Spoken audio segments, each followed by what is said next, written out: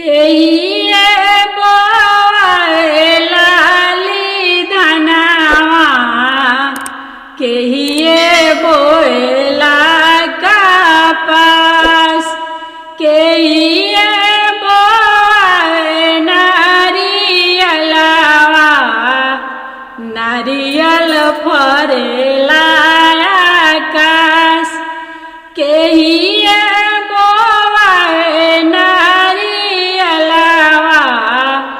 नारियल फरेला आकाश।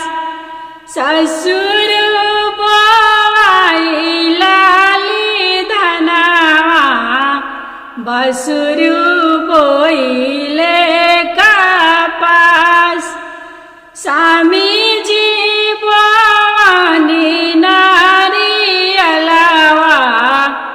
नारियल फरेला आकाश।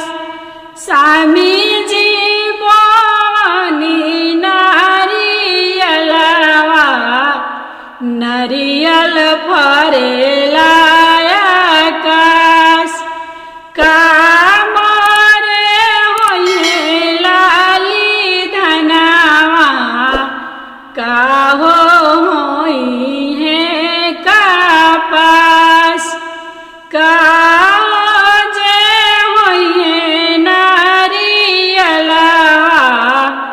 नारियल फरेला आकाश। काहो जे होइहे नारियलवा, नारियल फरेला आकाश।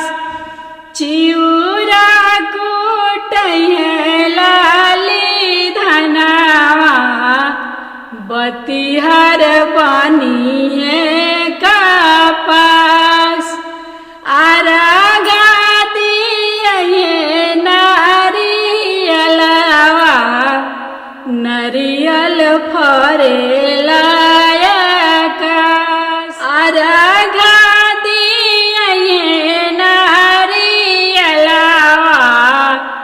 नारियल फरेला आकाश। आप लोग के छठ माँ के गीत अच्छा लगा तो चैनल को सब्सक्राइब करके सपोर्ट कीजिएगा। धन्यवाद।